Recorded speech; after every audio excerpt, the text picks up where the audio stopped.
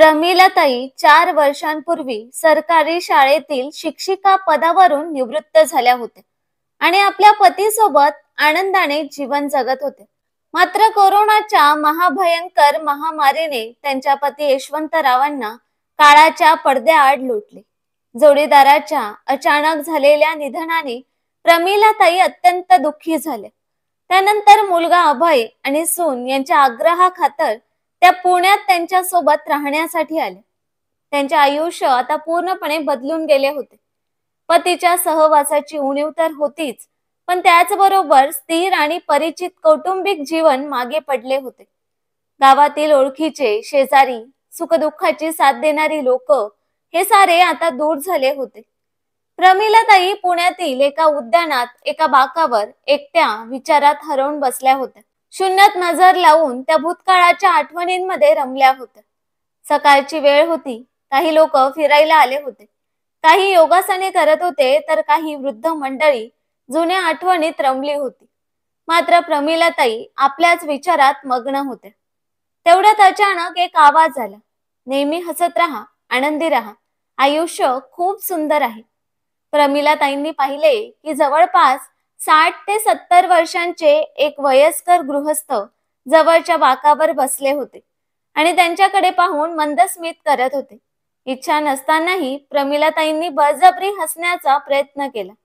या अनोळख्या शहरात पहिल्यांदाच कोणीतरी त्यांच्याशी संवाद साधत होते.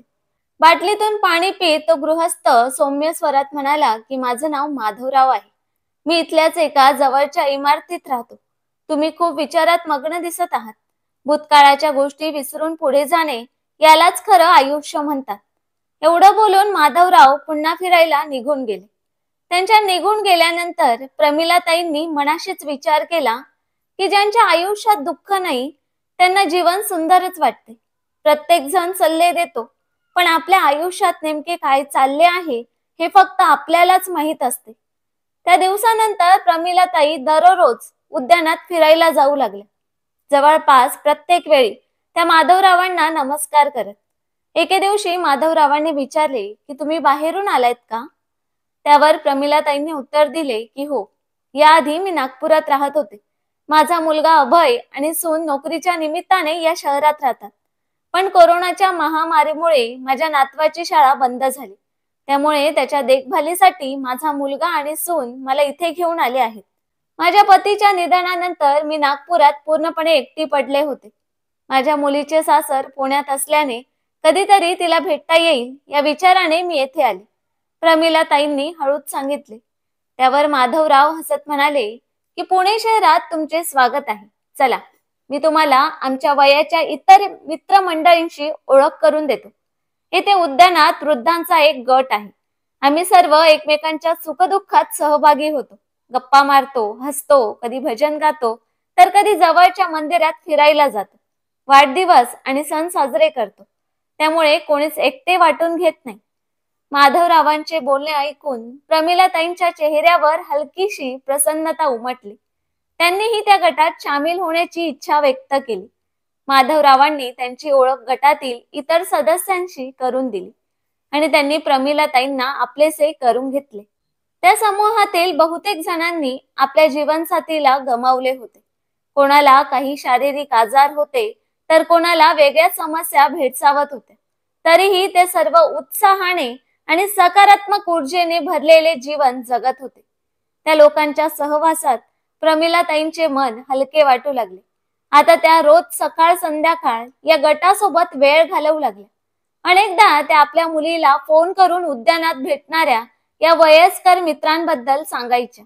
आईचा नव्या मित्रमंडळींशी वाढलेला संवाद ऐकून त्यांच्या मुलीलाही आनंद व्हायचा. एके दिवशी प्रमिलाताईंच्या लक्षात आले की उद्यानात येणारे सर्व वृद्ध त्यांच्यापेक्षा वयाने मोठे होते, पण तरीही प्रत्येक जण तंदुरुस्त होता आणि स्वतःला काळानुसार अपडेट ठेवत होता. घरी येऊन त्यांनी आरशात आपला चेहरा पाहिला आणि जाणवले की वेळेच्या आधीच त्यांनी स्वतःला वृद्ध समजून घेतले आहे. त्याच दिवशी त्यांनी बाजारातून केसांना लावण्यासाठी मेहंदी विकत घेतली आणि केसांना रंग दिला. मग कपाट उघडून पतीने दिलेली सर्वात सुंदर साडी नेसली. आरशात स्वतःला पाहून त्यांच्या चेहऱ्यावर एक समाधानाचे हसू उमटले. त्या मनाशीच म्हणाल्या की आहा, किती छान दिसते मी. संध्याकाळी पार्कला जायला निघाल्या तेव्हा त्यांच्या सुनेची नजर त्यांच्यावर पडली. प्रमिलाताईंचे रूप पाहून तिचे डोळे आश्चर्याने विस्फारले.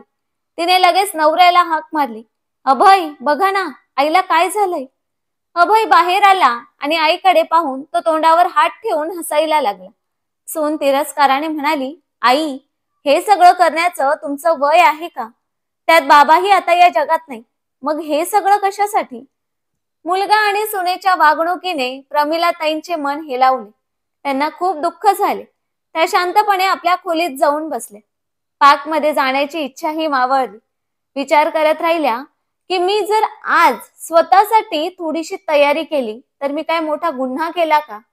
आजपर्यंत मी कधीच माझ्या सुनेला कोणत्याही गोष्टीसाठी अडवले नाही. तिला कुठलाही रोकटोक सल्ला दिला नाही.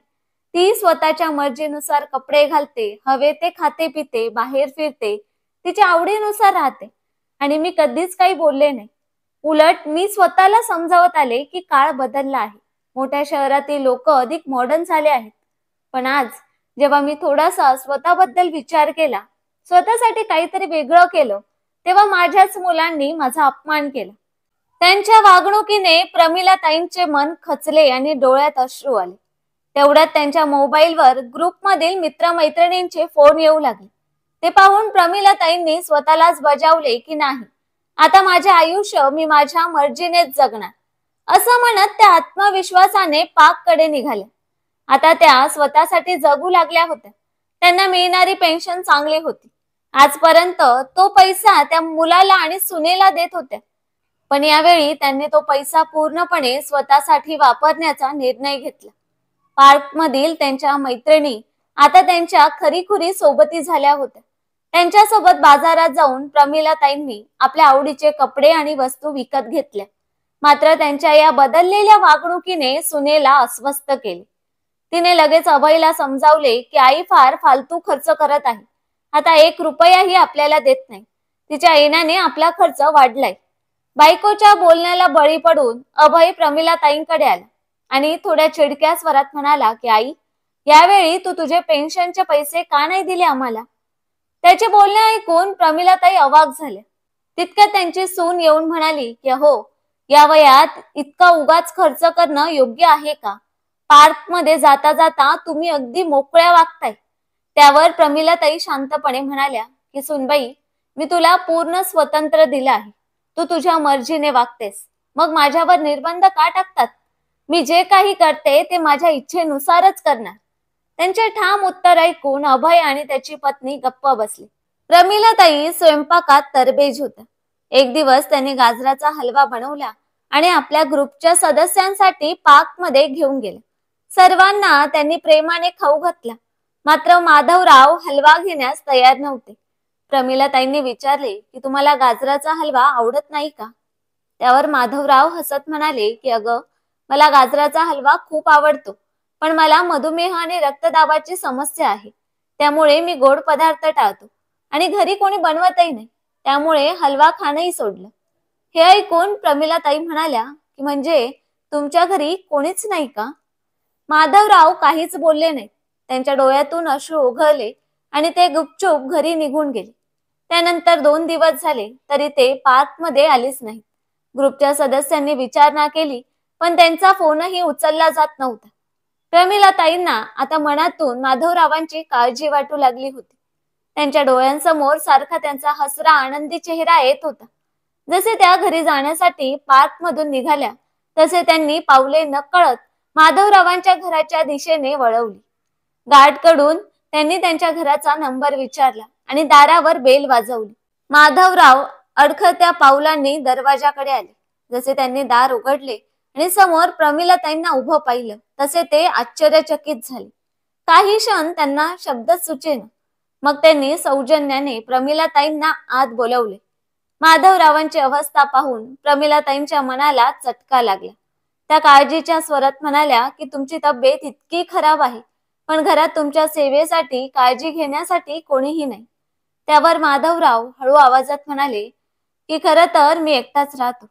हे ऐकताच प्रमिलाताई अस्वस्थ झाल्या. इतक्या चांगल्या स्वभावाचा माणूस आणि असा एकटा. तेही अशा परिस्थितीत. आजारी असताना त्यांची काळजी घेणारे कोणीही नाही याची त्यांना खूप खंत वाटली. त्या लगेचच ग्रुपच्या इतर सदस्यांना फोन करून बोलावू लागले. माधवरावांनी त्यास तीव्र नकार दिला, पण प्रमिलाताई ठामपणे म्हणाल्या की हे तुम्ही काय बोलताय? ज्या व्यक्तीने मला जगण्याचा नवा दृष्टिकोन दिला त्यांना मी असे एकटं कसं सोडू? काही वेळातच ग्रुपच्या मदतीने प्रमिलाताई माधवरावांना डॉक्टरांकडे घेऊन गेल्या. डॉक्टरांनी त्यांना योग्य आहार घेण्याचा आणि औषधं वेळेवर घेण्याचा सल्ला दिला. मात्र त्यांच्या समोर अजूनही एक अडचण होती, त्यांच्या खाण्यापिण्याच्या समस्या. प्रमिलाताईंनी ग्रुपमधील 2 महिलांना माधवरावांसाठी दिवसाचे 3 वेळचे जेवण तयार करून पाठवण्याची जबाबदारी दिली. त्या दोघी वेळोवेळी माधवरावांना औषधं घेण्याची आठवणही करून देत होत्या. काही दिवसातच माधवराव पूर्णपणे बरे झाले आणि पुन्हा उद्यानात येऊ लागले. एके दिवशी प्रमिलाताईंनी विचारले की तुमचे या जगात कोणीच नाही का? यावेळी माधवराव गप्प बसू शकले नाहीत. हळूहळू त्यांच्या भूतकाळाच्या आठवणी उलगडू लागल्या. हसत ते म्हणाले की किती सुंदर दिवस होते ते, जेव्हा मी लग्न करून माझ्या पत्नीला घरी आणले. आम्ही दोघांनी मिळून कितीतरी स्वप्न पाहिली होती, पण 9 वर्ष झाली तरी आम्हाला मूलबाळ झाले नाही. शेवटी काही वैद्यकीय उपचार घेतल्यानंतर आनंदाची बातमी आली आणि आमच्या मुलाचा जन्म झाला. त्या क्षणाने आमच्या छोट्याशा कुटुंबाला पूर्णत्व मिळालं. आम्ही खूप आनंदी होतो. क्षणभर ते थांबले. त्यांच्या चेहऱ्यावरच्या आठवणींच्या छटा स्पष्ट दिसत होत्या. पण कदाचित तो आनंद देवाला मान्य नव्हता. माझा मुलगा 6 वर्षांचा असतानाच माझ्या पत्नीला कॅन्सर झाल्याचं समजलं. जेव्हा कळालं तेव्हा फार उशीर झाला होता. माझी जीवनसाथी मला कायमची सोडून गेली. बोलता बोलता माधवरावांचा गळा भरून आला. नातेवाईकांनी मला दुसऱ्या लग्नाचा सल्ला दिला, पण मला माझ्या एकुलत्या एक मुलाला सावत्र आईकडे सोपवायचं नव्हतं. मी त्याला आई वडिलांचं दोघांचंही प्रेम दिलं. त्याला कशाचीही कमी पडू दिली नाही. पण पहा त्याने माझ्यासोबत काय केलं. माधवराव दीर्घ श्वास घेत म्हणाले की 1 महिन्यासाठी अमेरिकेला जातो असं सांगून तो आणि त्याची बायको निघून गेले. पण काही दिवसांनी कळालं की त्यांनी आम्ही राहत असलेलं घर आधीच विकलं होतं. घर खरेदी करणाऱ्या व्यक्तीला तो सांगून गेला होता की 2 महिन्यात ते घर खाली करून घ्या. आणि मग तो मुलगा परत कधीच आला नाही. हे सांगताना माधवरावांची नजर कुठेतरी हरवली होती. मी खूप वाट पाहिली, कधीतरी तो परत येईल, पण तो आलाच नाही. हे सांगताना माधवरावांच्या डोळ्यात पाणी आलं. नंतर ते हळू आवाजात म्हणाले की जर मी माझ्या सेवानिवृत्तीचे पैसे एफडी मध्ये ठेवले नसते तर कदाचित मी आज रस्त्यावर आलो असतो. त्याच पैशातून मी हे 2 खोल्यांचं घर विकत घेतलं आणि आता आनंदाने राहत आहे. हे सांगताना माधवरावांचे डोळे पुन्हा पाणावले. प्रमिलाताईंनी त्यांना धीर दिला आणि हसत म्हणाल्या की हो, तुम्हीच मला नेहमी सांगत होतात की प्रत्येक क्षण हसत जगायला हवा आणि आता तुम्हीच ते विसरलात. त्या दिवसानंतर दोघांनाही एकमेकांमध्ये एक चांगला मित्र सापडला. ते दोघंही आपल्या सुखदुःखाच्या गोष्टी एकमेकांसोबत शेअर करू लागले. काही दिवसांनी प्रमिलाताई उद्यानात गेल्या. तेव्हा तिथे ग्रुपमधील एका सदस्याने मोठा केक आणलेला पाहून त्या आश्चर्यचकित झाल्या. त्यांना कळेनाच की हे काय सुरू आहे, पण लगेचच सगळ्यांनी त्यांना वाढदिवसाच्या शुभेच्छा दिल्या. प्रमिलाताईंना स्वतःलाच आठवत नव्हतं की आज त्यांचा वाढदिवस आहे. सर्वांचा प्रेमळ उत्साह पाहून त्यांच्या डोळ्यात आनंद अश्रू आले. केक कापून झाल्यावर सगळ्यांनी मिळून प्रमिलाताईंना एक अतिशय सुंदर साडी भेट दिली. त्यांनी आश्चर्याने विचारले की पण तुम्हा सगळ्यांना माझा वाढदिवस आज आहे हे कसं समजलं? तेव्हा माधवराव हसत म्हणाले की सोशल मीडियाच्या माध्यमातून सगळं कळतं. वाढदिवसाचा आनंद साजरा करून प्रमिलाताई घरी परतल्या. त्यांनी भेट म्हणून मिळालेली साडी जेवणाच्या टेबलावर ठेवली. थोड्या वेळाने त्यांच्या सुनेची नजर त्या साडीवर गेली. ती आनंदाने म्हणाली की अभय, तू माझ्यासाठी इतकी सुंदर साडी आणलीस, थँक्यू सो मच. हे ऐकून अभय गोंधळून म्हणाला की अरे, मी कुठे साडी आणली? हे ऐकताच प्रमिलाताई फ्रेश होऊन बाहेर आल्या आणि हसत म्हणाल्या की ही साडी माझी आहे. सुनबाई प्रेमाने म्हणाली, आई, ही साडी तर खूप सुंदर आहे, पण तुम्ही या साडीचं काय करणार? मीच घेतली तर? असं म्हणत तिने साडी उचलण्यासाठी हात पुढे केला. मात्र प्रमिलाताईंनी पटकन साडी उचलली आणि ठाम स्वरात म्हणाल्या की नाही सुनबाई, ही साडी माझ्यासाठी खूप मौल्यवान आहे. सून आश्चर्याने सासूकडे पाहतच राहिली. तेव्हा प्रमिलाताई हसतच म्हणाल्या की खरं तर आज माझा वाढदिवस होता. उद्यानातील माझ्या गटातील सर्व सदस्यांनी प्रेमाने ही साडी मला भेट दिली आहे. सुनबाई अचंबित होत म्हणाली की आई, खरंच आज तुमचा वाढदिवस होता, पण तुम्ही आम्हाला सांगितलंच नाही. खरं तर तुम्ही कधीच तुमचा वाढदिवस साजरा करत नाही, त्यामुळे आमच्या लक्षातच आलं नाही. हे ऐकताच प्रमिलाताई जुन्या आठवणीत हरवून गेल्या. पूर्वी आपल्या मुलाच्या वाढदिवसानिमित्त त्या दिवसभर स्वयंपाकघरात उभ्या राहून त्याच्या आवडीचे पदार्थ बनवायच्या. संध्याकाळी मुलाच्या मित्रांसोबत मोठ्या उत्साहात वाढदिवस साजरा करायच्या. पण आता मात्र त्यांना जाणवू लागलं की मुलगा आणि सून आपल्या जगात व्यस्त असतात, त्यामुळे मोठ्यांनीही स्वतःसाठी जगायला हवं. पण सुनेला तिच्या सासूमध्ये झालेला हा बदल अजिबात आवडत नव्हता. एके दिवशी प्रमिलाताई उद्यानात फिरायला गेल्या, तेव्हा त्या मोबाईल घरीच विसरून गेल्या. त्याच दिवशी अभय आणि त्याची पत्नी लवकर घरी आले. प्रमिलाताईंच्या मोबाईलकडे नजर गेल्यावर सुनबाईने तो उचलला आणि तपासायला सुरुवात केली. त्यांना व्हॉट्सअप आणि फेसबुकवर सक्रिय पाहून ती थक्क झाली. तिने नवऱ्याला बोलावलं आणि माधवरावांनी पाठवलेले गुड मॉर्निंग आणि गुड नाईटचे संदेश दाखवत मीठ मिरची लावून सांगू लागली. आता तर अभयलाही आईमध्ये काहीतरी चुकीचं असल्यासारखं वाटू लागलं. प्रमिलाताई घरी आल्या तसा मुलगा आणि सून दोघंही तयारच होते भांडायला. त्यांच्या बोलण्याआधीच त्यांनी प्रमिलाताईंच्या चारित्र्यावर संशय घेतला. प्रमिलाताई स्तब्ध उभ्या होत्या. काही क्षण स्वतःला सावरत त्या म्हणाल्या की सुनबाई, 2 दिवसांपूर्वीच तू तुझ्या ऑफिसच्या मित्रांसाठी घरी पार्टी आयोजित केली होतीस. त्यात तुझे पुरुष आणि महिला दोघही सहकारी उपस्थित होते, पण मी कधीच तुझ्या चारित्र्यावर संशय घेतला नाही. मग तू माझ्याबद्दल असं कसं बोलू शकतेस? प्रमिलाताईंच्या त्वरित आणि ठाम उत्तराने सुनबाईला बोलायला काहीच उरले नाही. ती चिडून पाय आपटत सरळ तिच्या खोलीत निघून गेली. दुसऱ्या दिवशी अभय आणि त्याची पत्नी ऑफिसला गेल्यानंतर प्रमिलाताई नातवासाठी स्वयंपाकघरात जेवण बनवण्यासाठी गेल्या. पण फळशीवर सांडलेल्या पाण्यामुळे त्यांचा तोल गेला आणि त्या जोरात जमिनीवर कोसळल्या. त्यांच्या हाताला गंभीर दुखापत झाली आणि कमरेतही तीव्र वेदना जाणवू लागल्या. नातवाने ताबडतोब वडिलांना फोन करून संपूर्ण परिस्थिती सांगितली आणि आजीला लवकरात लवकर डॉक्टरांकडे घेऊन जाण्याची विनंती केली. डॉक्टरांनी तपासणी करून सांगितलं की त्यांच्या हाताच्या हाडाला फ्रॅक्चर झालं आहे आणि त्यांनी प्लास्टर करून औषधं दिली आणि संध्याकाळपर्यंत त्यांना घरी पाठवलं. आता प्रमिलाताई उद्यानात जाऊ शकत नव्हते. माधवराव जेव्हा कधी त्यांना फोन करायचे किंवा मेसेज पाठवायचे तेव्हा त्या कोणत्याही गोष्टीला प्रतिसाद द्यायच्या नाहीत. त्या शांतपणे पडून असायच्या आणि एकटं वाटल्यावर हळूहळू रडू लागायच्या.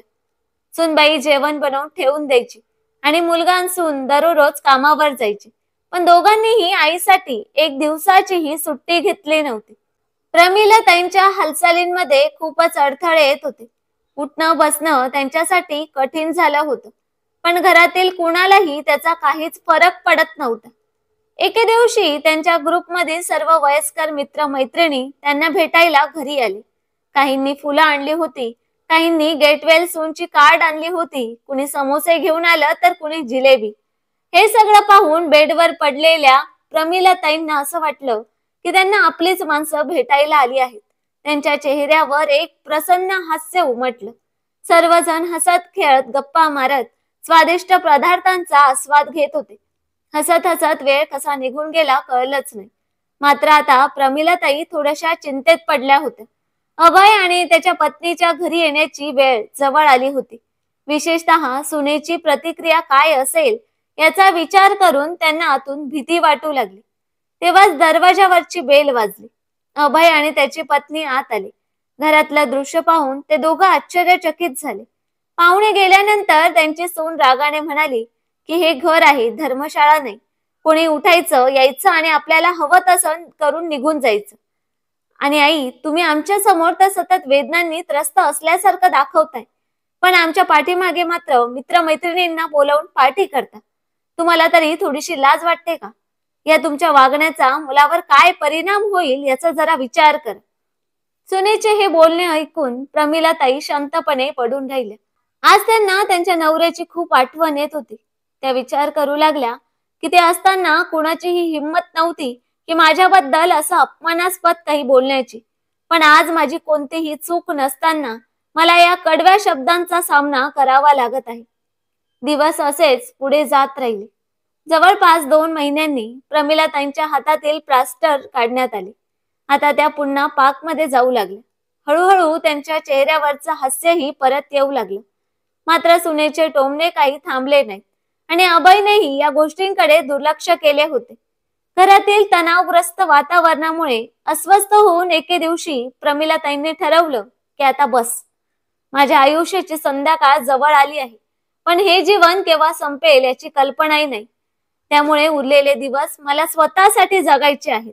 जे मला आनंद देईल तेच मी करेन. मुलगा आणि सुनेच्या भावनांचा विचार न करता त्यांनी एक मोठा निर्णय घेतला.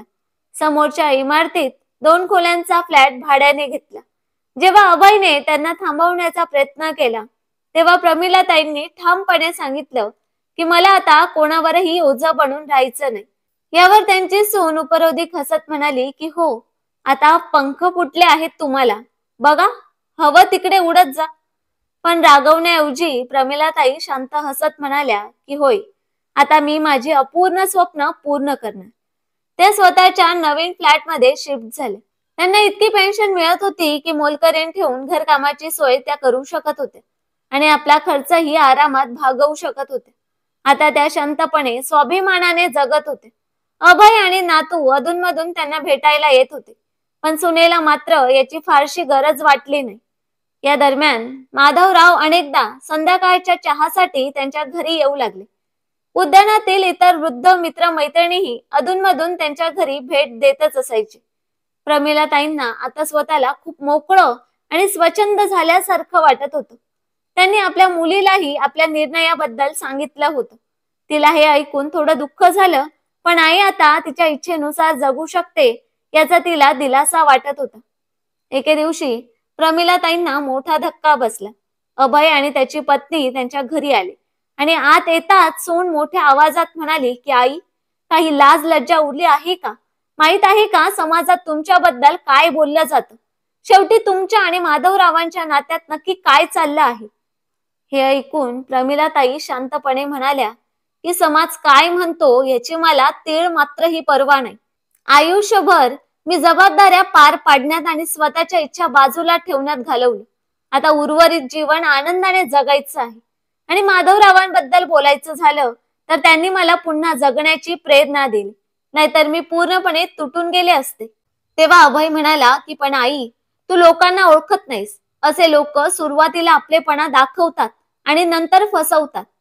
प्रमिलाताई शांतपणे हसल्या आणि म्हणाल्या की बाळा, हे केस मी उन्हात पांढरे केलेले नाहीत आणि तसेही आपल्याच माणसांनी जेव्हा लुटले आहे तेव्हा इतर काय लुटणार? तुम्हीच मला काय सोडले आहे की कोणी लुटून नेईल? त्याच वेळी दरवाजात उभे असलेले माधवराव हे सर्व संभाषण ऐकत होते. ते घरात आले आणि त्यांना पाहताच अभय आणि त्याची पत्नी आश्चर्यचकित झाले. अभय उठून बाहेर जाण्याच्या तयारीत असताना माधवराव म्हणाले की बाळा, प्रमिलाताईंना लाज वाटत नाही तर तुझ्यासारख्या लोकांना वाटली पाहिजे.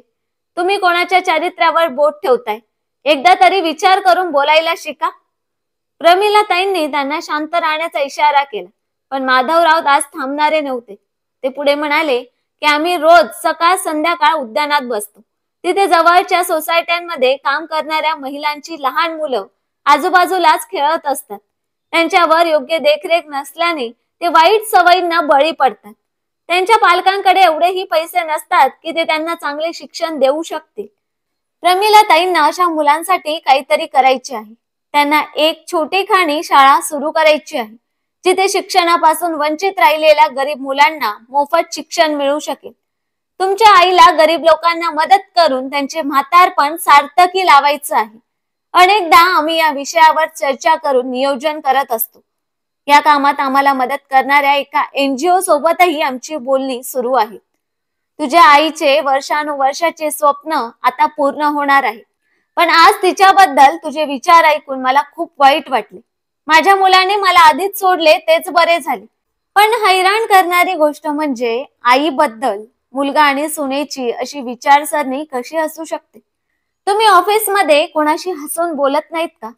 जर तुमच्या आईने कधीच तुमच्यावर बंधने घातली नाही, तर तुम्ही तुमच्या आईच्या वागण्यावर बंधन घालण्याचा अधिकार कसा गृहीत धरू शकता? अभय आणि त्याच्या पत्नीला याचे काहीच उत्तर नव्हते. ते शांतपणे उठले आणि निघून गेले. आज माधवराव रागवले होते. त्यामुळे प्रमिलाताई म्हणाल्या की हो चला, सोडा आता हे सगळं. मी आपल्या सर्वांसाठी छानसा चहा करून आणते. चहा प्या आणि मग सगळा राग शांत होईल. त्यांचं हे बोलणं ऐकून माधवराव हसले आणि म्हणाले की आपली मेहनत यशस्वी झाली आहे. NGO कडून आपल्याला शाळा सुरू करण्यासाठी जवळच एक इमारत मिळाली आहे. हे ऐकून प्रमिलाताई खूप आनंदित झाल्या. लवकरच त्या इमारतीचे शाळेत रूपांतर झाले. शिक्षणासाठी वंचित राहिलेल्या गरीब मुलांना शिकवण्यासाठी अनेक निवृत्त लोक पुढे आले. सर्वांनी मिळून मनसोक्त मदत केली आणि शाळा सुरू झाली. सुरुवातीला माध्यमिक शाळेत केवळ 20 मुले होती, पण हळूहळू ती संख्या वाढत गेली. काही वर्षातच त्यांच्या शाळेची चर्चा सगळीकडे होऊ लागली. प्रमिलाताईंनी आणि त्यांच्या सोबत काम करणाऱ्या वृद्ध मंडळींनी जगण्याचा एक नवा अर्थ शोधला होता. एके दिवशी प्रमिलाताईंची मुलगी काही दिवसांसाठी त्यांच्याकडे आली. तिने भाऊ आणि वहिनीला भेटायला जाण्याचा निर्णय घेतला. भेट झाल्यावर त्यांनी तिला माधवरावांबद्दल सांगितलं आणि तिच्या आईला समजावून सांगावे अशी विनंती केली. मात्र तिला तिच्या आईची कुठेही चूक जाणवलीच नाही. उलट तिच्या चेहऱ्यावर उमटलेले आनंदाचे प्रतिबिंब तिला स्पष्ट दिसत होते. तिची आई आपले म्हातारपण आनंदाने जगत होती आणि माधवराव त्यांना पूर्ण पाठिंबा देत होते. त्यांच्यातील नाते स्वार्थाच्या पलीकडे होते, या जगाच्या समजण्याच्या पलीकडेही. एकांतात बसून या सर्व गोष्टींचा विचार करत असताना तिची नजर शेजारी ठेवलेल्या वृत्तपत्रावर पडली. त्यात छापलेल्या एका बातमीने तिचे लक्ष वेधले की जेव्हा म्हातारपणात मुले सोडून जातात, तेव्हा एकट्या आई किंवा एकट्या वडिलांनी कुठे जायचे? बातमीत लिहिले होते की एका 65 वर्षीय वृद्धाने एका 63 वर्षीय महिलेबरोबर विवाह करून आपले आयुष्य पुन्हा नव्याने सुरू केले. दोघांनी एकत्र राहून आपले छोटेसे कुटुंब पुन्हा उभे केले आणि आता ते दोघेही आनंदी आहेत. ही बातमी वाचून प्रमिलाताईंच्या मुलीच्या मनात एक विचार आला. नंतर माधवराव प्रमिलाताईंच्या घरी आले असता तिने आपल्या आईसमोर आणि माधवरावांसमोर एक प्रस्ताव ठेवला की जर समाजाला तुमचे नाते समजत नसेल तर त्याला योग्य नाव देण्यास हरकत काय? तुम्हाला आयुष्यभरासाठी एकमेकांचे सोबती व्हायला आवडेल का? हे ऐकून प्रमिलाताई आश्चर्यचकित झाल्या. त्या थोड्या कठोर आवाजात म्हणाल्या की हे काय बोलत आहेस तू? या वयात असे काही करण्याचा विचारही कसा सुचला तुला? समाज काय म्हणेल? त्यांचे हे बोलणे ऐकून माधवराव काही क्षण गप्प राहिले. त्यांच्या मनात अनेक विचार उमटत होते. मात्र प्रमिलाताईंच्या रागावरून त्यांनी काहीच न बोलण्याचा निर्णय घेतला आणि शांतपणे आपल्या घरी परत गेले. प्रमिलाताईंच्या मुलीने आपल्या आईला समजावले की आई, जर आयुष्याच्या वाटेवर चांगला सोबती मिळाला तर त्याच्यासोबत पुढे चालण्यात काहीच गैर नाही. त्या विचार करत आपल्या पतीच्या फोटो समोर बसल्या. मन अस्वस्थ झालं होतं. विचार आला की मी माझ्या पतीला फसवते का? पण लगेचच दुसरा विचार मनात उमटला की माझ्या नवऱ्याला तर हेच हवं होतं ना, की माझ्या ओठांवर हसू असावं, डोळ्यात अश्रू नको. मी दुःखी राहिले तर त्यांच्या आत्म्याला कशी शांती मिळेल? जर मैत्रीला एका नात्याचे नाव दिले तर समाजही गप्प बसेल. माधवरावांनाही याबाबत काहीच हरकत नव्हती. काळजी होती ती फक्त एवढी की कोणी दोघांवर बोट दाखवू नये. मात्र ही गोष्ट प्रमिलाताईंच्या मुलांपर्यंत आणि सुनेपर्यंत पोहोचली. तेव्हा ते दोघेही या नात्याच्या विरोधात उभे राहिले. सोसायटीतही या विषयावर चर्चा होऊ लागली. काहींनी त्यांच्या धाडसाचे कौतुक केले तर काहींनी त्यांच्यावर टीका केली. 2 दिवस असेच गेले आणि अचानक पत्रकार प्रमिलाताईंच्या शाळेबाहेर पोहोचले. त्यांनी त्यांना या नात्याबद्दल प्रश्न विचारायला सुरुवात केली. प्रमिलाताई आश्चर्यचकित झाल्या की ही बातमी मीडियापर्यंत कशी पोहोचली. तेव्हाच त्यांच्या सुनेचा खोटा हसरा चेहरा त्यांच्या नजरेस पडला. ती मागे उभी राहून मनात विचार करत होती की आता मोठ्या धाडसाची बडबड करत होतीस ना, पूर्ण जगाला उत्तर दे बघू. चौफेर गोंधळ उडाला होता. पण प्रमिलाताईंनी ठरवले की आज मी गप्प बसणार नाही. जेव्हा सोशल मीडियावरून विचारणा झाली की हे खरं आहे का की तुम्ही या वयात माधवरावांसोबत लग्न करणार आहात, प्रमिलाताईंनी स्वतःला सावरत एक मोठा श्वास घेतला आणि निर्धाराने उत्तर दिले की होय, हे अगदी खरं आहे. आम्ही दोघेही लग्न करणार आहोत. पण आम्हाला कोणीही जबरदस्तीने हा निर्णय घ्यायला लावलेला नाही. आमच्या लग्नाचा उद्देश फक्त आणि फक्त आमचा एकटेपणा दूर करणं आहे. तो एकटेपणा जो तुमच्या पिढीनेच आम्हाला दिला आहे. त्या पुढे म्हणाल्या की आम्ही वाळलेल्या पानांसारखे आहोत. केव्हा झाडावरून खाली पडू हे सांगता येणार नाही. पण जोपर्यंत आम्ही या झाडाला जोडलेले आहोत तोपर्यंत आम्हालाही मायेचं खत आणि प्रेमाचं पाणी हवंय. एखाद्याच्या सोबतीने हसणं बोलणं आम्हालाही आवडतं. जर आम्ही एकमेकांचं सुखदुःख वाटून घेतलं, दोन हसरे शब्द बोललो तर समाजाला ते खपत नाही. पण का? तेव्हाच माधवराव समोर आले. त्यांनी हळूच प्रमिलाताईंचा हात हातात घेतला आणि ठाम आवाजात म्हणाले की होय, आम्ही लग्न करण्याचा निर्णय घेतला आहे, जेणेकरून आमच्या नात्यावर शिक्का बसेल. त्यामुळे आमच्या हसण्याने किंवा बोलण्याने कोणालाही काही वाटणार नाही. तरीही जर कोणाला काही प्रश्न असतील तर विचारा. त्यांच्या या धीरोदात्त वक्तव्याने गर्दीतून टाळ्यांचा कडकडाट ऐकू आला. विशेषतः तो आवाज त्यांच्या वयस्कर मित्रांकडून येत होता. पाहता पाहता संपूर्ण शाळा टाळ्यांच्या गजरात दुमदुमू लागली. प्रत्येक जण त्यांच्या या धाडसाचं आणि समजूतदारपणाचं कौतुक करत होता. मित्रांनो, ही कथा आपल्याला शिकवते की प्रेम, सोबत आणि आनंद मिळवण्यासाठी वय कधीच अडथळा ठरू नये.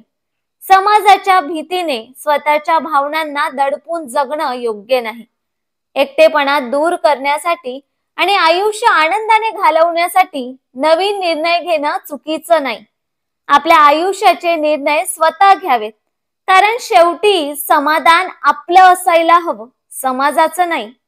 तर मित्रांनो, आता तुम्हीच सांगा की एकटेपणा दूर करण्यासाठी वयाच्या या टप्प्यावर प्रेम आणि नवा साथीदार निवडण्याचा अधिकार प्रत्येकाला असावा का?